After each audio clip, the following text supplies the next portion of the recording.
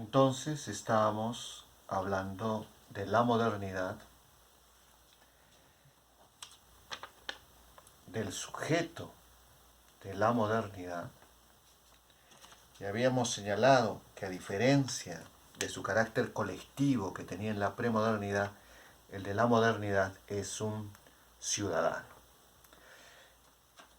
Ya hemos explicado un poco qué significa eso, pero añadiremos que un ciudadano es alguien que está preocupado por el devenir político, cultural, económico, social, artístico, etcétera, de la sociedad en la que vive.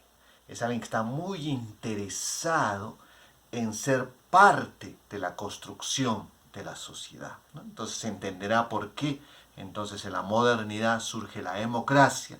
No hay democracia posible sin ciudadanos, ¿no? O sea, una democracia no funciona si no existen ciudadanos, es decir, si no hay gente involucrada en la política, ¿no? Si no hay gente que quiera hacer valer su opinión respecto al rumbo económico de su país, de su sociedad, respecto a qué hay que hacer con la cultura de ese país o de esa sociedad, etcétera, ¿no? Entonces, estamos hablando pues de la Declaración Universal del Hombre y el Ciudadano, ¿no es cierto?, que da a luz la Revolución Francesa. Entonces, ese es nuestro sujeto de la modernidad, a diferencia del sujeto colectivo de la premodernidad. Vayamos entonces ahora a la posmodernidad e intentemos explicar cómo es el sujeto de la posmodernidad.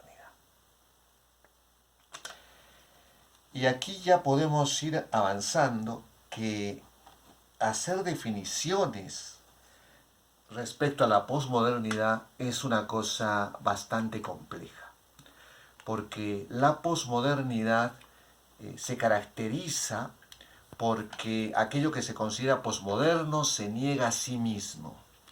Es decir, por ejemplo, ¿qué es el amor posmoderno? El amor posmoderno es un no amor. ¿Sí? ¿Qué es la amistad posmoderna? Es una no amistad, ¿no? Y ustedes lo pueden comprobar muy fácilmente. Vean cuántos amigos tienen en el Facebook y cuántos de esos amigos del Facebook son sus amigos, ¿no? Entonces, ¿cuál es la cerveza posmoderna? La cerveza sin alcohol, o sea, una cerveza que no es cerveza. ¿Cómo es la grasa posmoderna? Una grasa sin colesterol, ¿no? O sea, aceite sin colesterol, un aceite que no es aceite, pues, ¿no?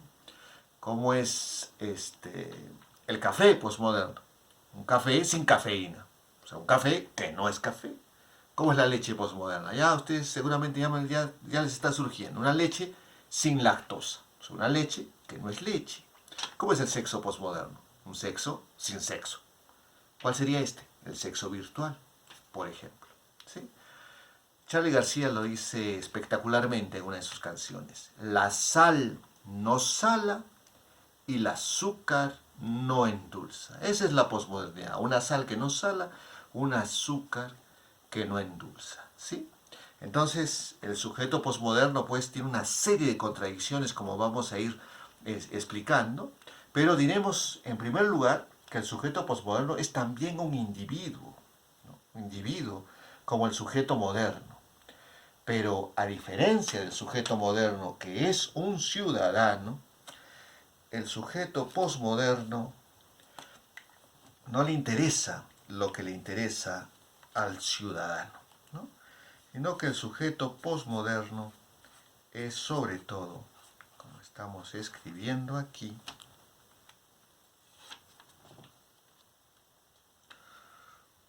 un consumidor. Y entonces ustedes ya estarán dándose cuenta la enorme diferencia entre un sujeto moderno, que es un tipo interesado en el devenir de su sociedad política, económica, culturalmente, que se sabe poseedor de derechos y uno de esos derechos es fundamental en el ejercicio de su voto para elegir quiénes van a gobernar su país, su localidad, su región, etc.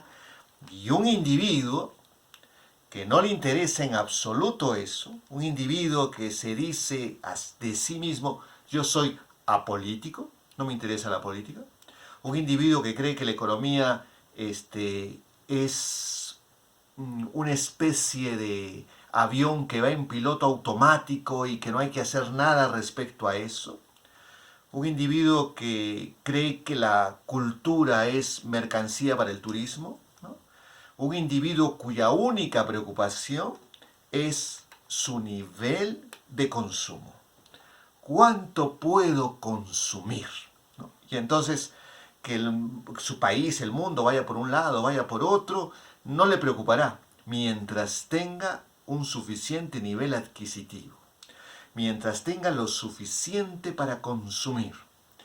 El individuo moderno se define a sí mismo por su capacidad de participar en la sociedad en la que vive, por el ejercicio de su ciudadanía. El individuo posmoderno se define por lo que consume. El individuo posmoderno cree que es lo que tiene. La publicidad es tremendamente ilustrativa al respecto. Hablemos de una que era del producto de Movistar que estaba referido al servicio de Internet, que en esa época se llamaba Speedy. ¿Sí? En una de sus publicidades, en una de sus campañas publicitarias, termina con un eslogan. Cada vez más gente es parte del mundo gracias a Speedy, gracias a Telefónica. ¿Qué es lo que nos está diciendo? Que si no tenemos internet, no somos parte del mundo, no somos nadie. Y he dicho bien, si no tenemos, o sea, es lo que uno tiene, lo que le da sentido de existencia, que lo hace alguien que puede ser considerado parte del mundo. ¿Sí? Siempre cuento esta anécdota y no me voy a cansar de contarla porque es muy ilustrativa.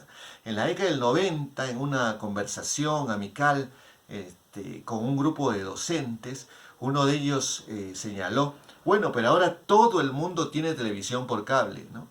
Y yo le respondí, no, no es así. Yo no tengo televisión por cable.